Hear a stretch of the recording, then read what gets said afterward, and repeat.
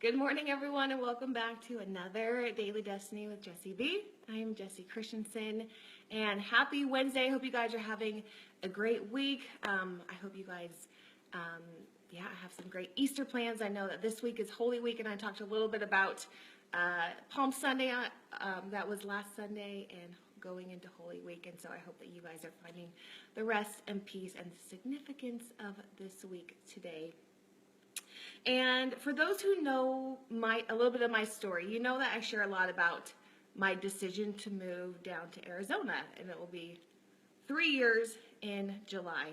And I use the words my decision really loosely because it was more of a gentle shove from the Lord, moving me out of my surroundings of my family and placed me down in Arizona. And so I want to ask you today, has the Lord ever rearranged your surroundings on you? Maybe something you didn't ask for, taking you away from your comfort zone or from everything that you've ever known. Maybe it's a move, maybe it's a job, maybe a new dream or a new circumstance.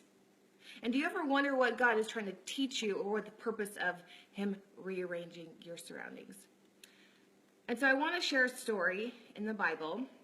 It's in Mark chapter 7, verse 32 and 33, and it says this: Some people brought to Jesus, a man who was deaf and could hardly talk. They begged Jesus to place his hand on the man. After he took him aside himself away from the crowd, Jesus put his fingers in the man's ear. Then he spit and touched the man's tongue. He looked up to heaven with a deep sigh and said to him, "Be opened." At this, the man's ears were open and his tongue were loosened, and he began to speak. And so we notice in this little story here, this passage, that Jesus takes the man aside, away from the crowd, and after he did that, Jesus healed him. And so I believe that Jesus, when he's about to do something special in our lives, he might rearrange our surroundings. Just like he did with the deaf man. He took the deaf man away from the crowd. He might take us out of our element to give us a new perspective of his glory and his power. And so I believe that if Jesus never took me out of my element of Washington, out of my comfort zone, I don't think that I'd be doing probably 3/4 of what I'm doing right now in Arizona, whether it's with my church or the nonprofit that I work at, or my health and wellness business, or even pursuing ministry. The Lord called me out of my element, out of my comfort zone, into Arizona, which is, if you know me, Arizona was way out of my comfort zone, so I could grow into the spiritual gifts and the purpose and the plan that he has for me. But to do that, he needed to take me out of my surroundings and put me in a new surrounding, because until we are out of our element and into his element, we will never see his power and his glory.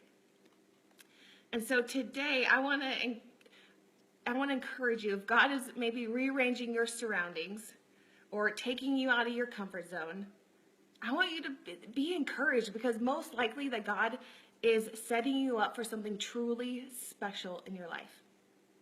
And remember, until we are out of our element and into his, we will always be deaf to trying to hear what he has to say to us and blind to where he's taking us. So be encouraged when God is rearranging your situation or taking you out of your comfort zone, because most likely he is setting you up for something truly special in your life. So thank you guys for joining me this morning. I hope that encouraged some of you. I also, again, want to extend the invitation this Sunday, this Easter. If you do not have a home church and you're in the Phoenix area, I want to invite you to Hillsong Phoenix. We have a campus in Scottsdale, we have one in downtown Phoenix, and we also have one in Mesa. So this is your official invitation. Let me know. I would love for you to join us. So thank you guys again for joining me this Wednesday. Good morning, Cammie. Good morning, Jessica and Rosa. Thanks you guys for joining me. I hope you guys have a great rest of the week, and I will see you guys later. All right, bye-bye.